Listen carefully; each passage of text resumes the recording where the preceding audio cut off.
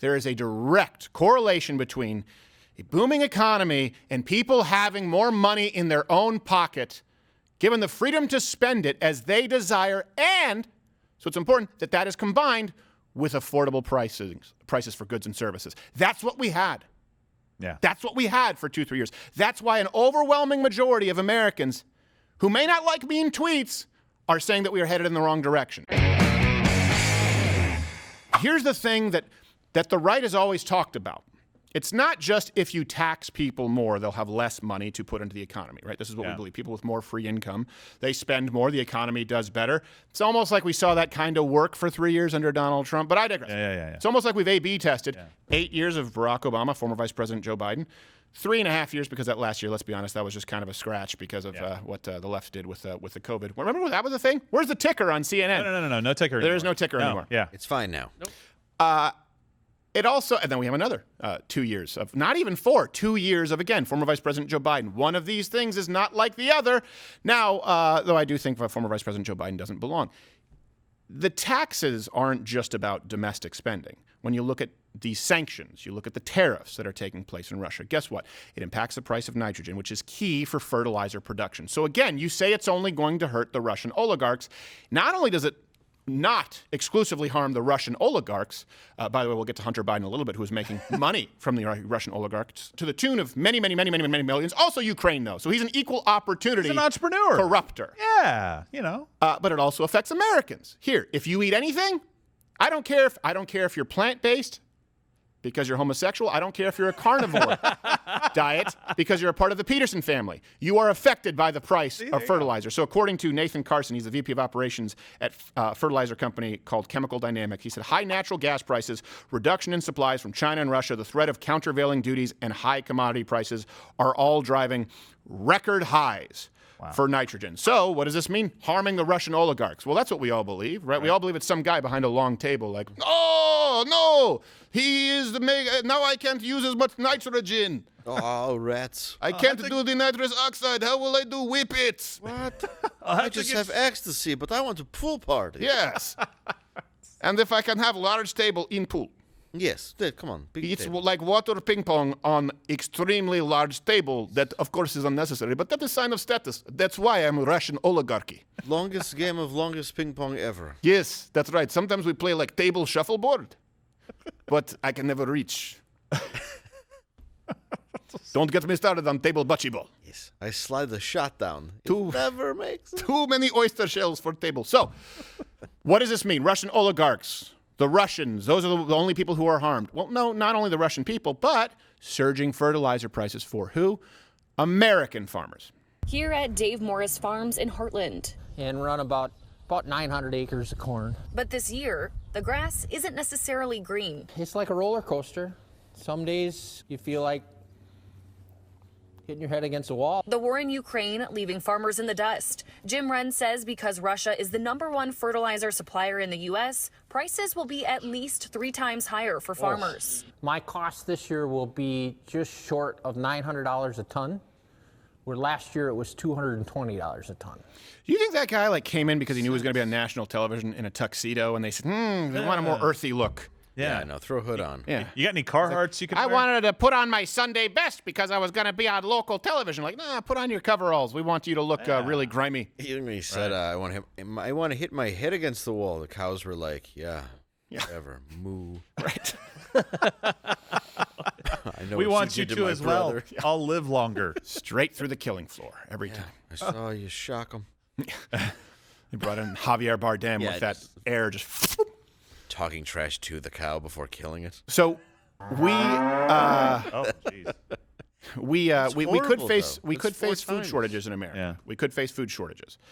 But I will bet, and you guys can bet. Okay, you guys can comment below if you think it's likely that we'll face. I actually do at this point.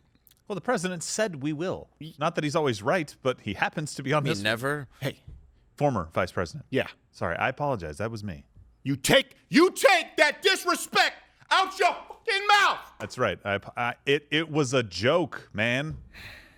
It was a presidential joke. So if we don't have food shortages, you will definitely be facing higher prices.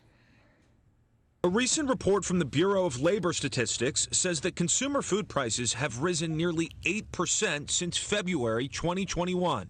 Food markets are globalized, so to a certain extent, it's impossible to avoid the impacts of disruptions like this. Caitlin Welsh is a food policy expert at the Center for Strategic International Studies. Though other countries face direct threats to their food supplies due to the war, like Brooklyn. She says Americans are not totally insulated from the impact. I do think that this is going to continue to put more upward pressure for a longer amount of time on prices in the U.S. than if we didn't have this war. It's through increase in prices of these inputs that you see farmers are going to have to pay a lot more to produce, and then consumers are going to have to pay a lot more to buy this food. So to your pocket, that is a food shortage, though, to plenty of Americans. Yeah, I mean, even if it's not to you and me, there's plenty of people that will starve out or make hungry. I mean, that's the reality of it. And not only that, but if everyone has to tighten down, right? They have to batten down the hatches, got to tighten their belts. Well, guess what? They're going to eat out less. We've had a record number of restaurants already closed due to COVID. Guess what? The Uber Eats drivers, the delivery drivers, they're going to be affected by it. Guess what? If they have less money because they have to spend it on food at home, they're going to spend less money on everything, period. This is what we are talking about. When people say, oh, Reagan, trickle-down economics. No, you don't understand. There's a certain point where taxation no longer has a net benefit. Yeah. You can only generate so much revenue. That being said, there is a direct correlation between a booming economy and people having more money in their own pocket, given the freedom to spend it as they desire, and so it's important that is combined with affordable prices for goods and services. That's what we had. Yeah. That's what we had for 2-3 years. That's why an overwhelming majority of Americans who may not like mean tweets are saying that we are headed in the wrong direction. It's the worst polling of any president within his first 2 years in history, even though he's a former vice president, but we put him in that pool. Right. And don't think of this as paying more alone. People will die. Yes. People in developing countries especially will die. The poor in the United States will die. There are people that will die because of this. And we've already seen a 30% something increase in prices of corn and wheat year over year. Yeah. Again, all references available at loudwithcrowder.com. This hike is added to what? An already 40-year high inflation. Yeah. Everyone out there know you've all felt inflation. And this is the problem, too. You see that in the media. You see former Vice President Biden talking about it. They're saying, well, this is something, necessary sacrifices, or because of the inputs that we... Look, how about some passion? People see you, by the way, people see you in Washington, D.C., New York, Los Angeles, as the same. CNN has 2 bureaus, right? So does Fox News in Washington, D.C. and in New York. You guys are just talking about this as observers. Like the average American, it's just sort of this little science experiment, this petri dish that you can screw with at will. These are people's lives. And you can only trick them for so long saying, hey, we're going to tax the ultra wealthy more. Let me ask you this. If right now, they increase taxes on families making over $400,000 a year by 20%, right now, would that help you? What would the net benefit be for you? Right now, comment below. I genuinely want to know.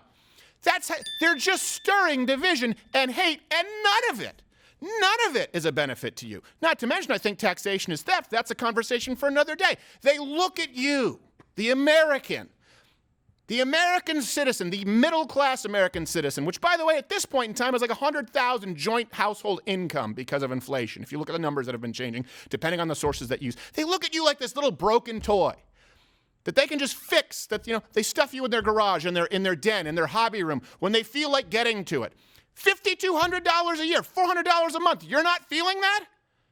And you have to sit there and watch someone in a think tank talk about how, this might affect if you actually look at import-export coordinators. Shut up. You know who else tells their citizens we're all in this together, and this food shortage and that hunger that you have is for the greater good of our country? Stalin. Dictators? North Korea. It's exactly what they tell their citizens. Ask Lane the brain. He knows. Well, or the mob. Yeah. Yeah. We're all in this together. You talking about Bill Gates? Yes. Yeah. They're saying, you need to be protected. Be ashamed if something happened to you. It's weird. You could die of starvation if I don't give you this food. Be ashamed if you develop this competing / and more efficient software. Yeah. And your wife burn alive like the dead in Hills Have Eyes. I don't know. Oh, I'm just saying, you don't want to get a virus. No, I'm just saying, you have no idea. And then if you get the virus, you don't want to get an experimental injection, do you? No. How's your heart? That's what I'm going to say. So this would be one thing if this happened and it's outside of our control. That's what they want you to believe, right? This is out of our control. It's climate change. Bullshit. Bullshit.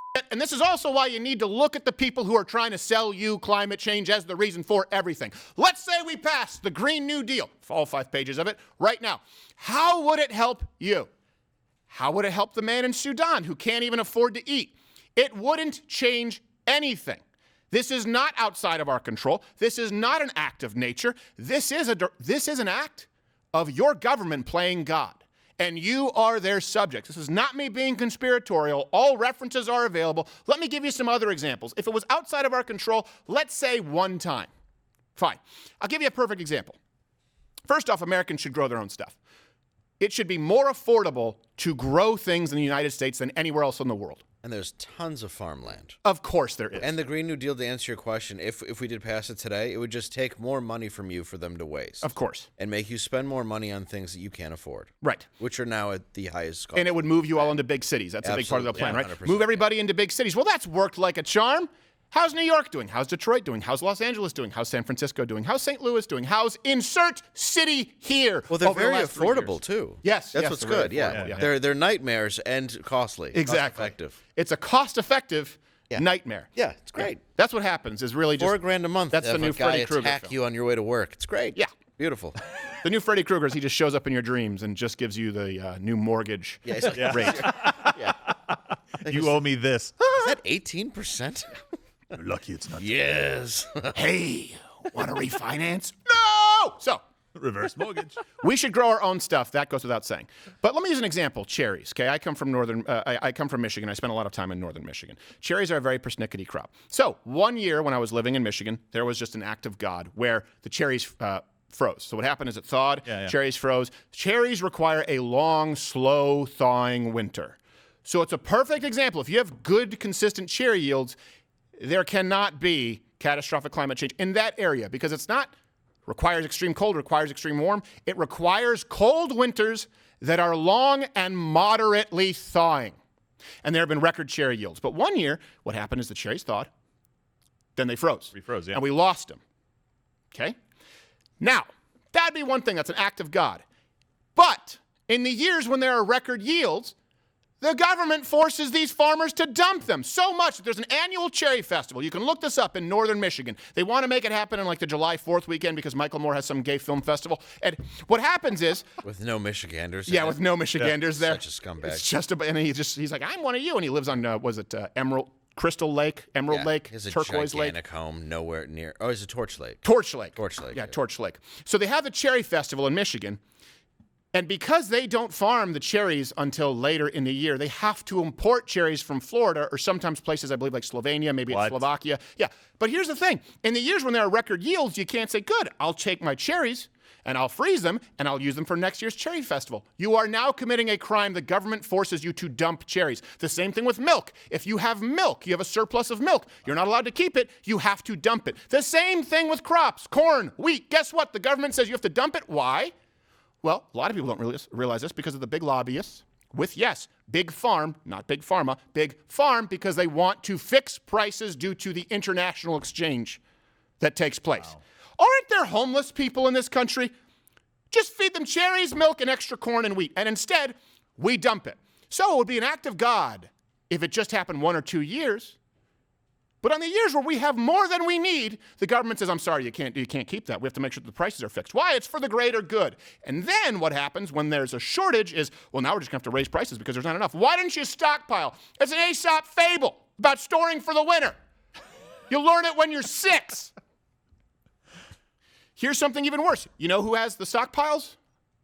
Of all of these crops, of all of these corn, wheat, maize, which I don't know what that means when they say it in the United States because maíz means corn in French, so I always got confused. Whoops. China has more than half of that across the globe. Wonderful, wonderful. So we dump our own cherries, we dump our own produce, we dump our own crops, and then China stocks up, so we're dependent on them. Oh, isn't that a treat? It's almost like the PPE shortage because the former administration didn't stock up. We didn't learn the lesson on that. Why the hell do we do this? Like, I didn't know even about the cherry thing until today when we were talking. Well, they say it's because it keeps the prices at a point where the farmers, because they care about the farmers, the little guys that are paying 3 times for fertilizer right now, keeps the prices at a point where they can actually make a living. God forbid you just let them grow and sell what they grow. And you know what the solution will be? They'll come in and they'll try and help subsidize fertilizer now. They'll say, well, we got to step in, we got to subsidize it. More money. Just like, let's create the subprime loan market. Then they'll say, well, we got to come in, we got to bail these people out. Well, it's from the problem that you created. Yeah.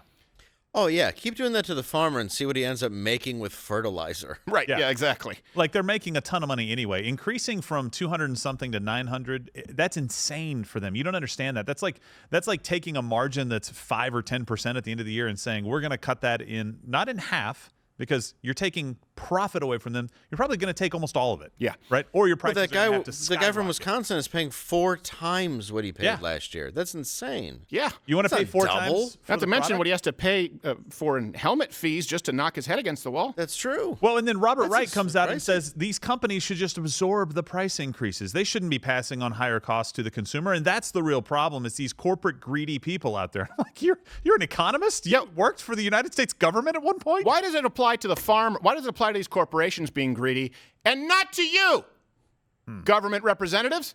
I've never understood that. Why is it greedy for me, Dave Gerald, to want to feed our own family, to keep our own money, but not for you to take it? So you can believe that all of this, as you experience this, and look, I wish I had better news for you. I really do. So that's what the only good news is. If you've been watching this show, if you're a member of Mug Club, you've been hearing us for a long time say you need to be an autonomous human being. You cannot rely on the government. Be ready for an emergency. I'm not saying there's going to be some kind of nuclear holocaust fallout, but what I am saying is you do need to diversify your supply, your personal supply. 100%. You need to be ready to be comfortable with the uncomfortable. If you're prepared for that, you are better off than most people in this country. But let's assume, because right now the right sort of the talking points they want to send out, the narrative that they want to set. I was looking for any word other than the narrative to set, but in this case, it's entirely appropriate. Yeah. Is that all of this is outside of our control? So let's say you believe this is an act of some cruel God, nature's cruelest trick. That, or due to international policy, which, by the way, goes all the way back to installing a government in Ukraine, due to international policy, sanctions, due to tariffs that we placed, and due to international relationships, due to a global government and us not being autonomous because that would be racist, we've now all of a sudden cut off a good portion of our supply, not only of food, but of energy to transport the food, the fertilizer, to, of course, obviously help create said food, which affects all of our farmers, therefore you, negatively, and you're going to see gas prices, you're going to see food shortages, and the same government, when there is a surplus, rather than allowing it to be passed on to you, has systematically told our agriculturalists that they need to dump them or face penalties. So it's an act of God, it's chance, or maybe there's something more sinister at foot. And I don't think that it's some meeting that takes place in a hotel. I think you get people like Joe Biden who haven't lived in the private sector. That man has not earned a dollar in the private sector since Carter was president. People like that who get into power never relinquish it, and they just seek to gain more power. That's all it is. That's all the conspiracy is. It just, for a sociopath to be a sociopath, we usually think that that means this person has to have, bodies in their Nancy Pelosi ice cream freezer. They don't. They can store a lot of bodies. They just need to be selfish. Watch Louder with Crowder live, Monday through Thursday, 10 a.m. Eastern.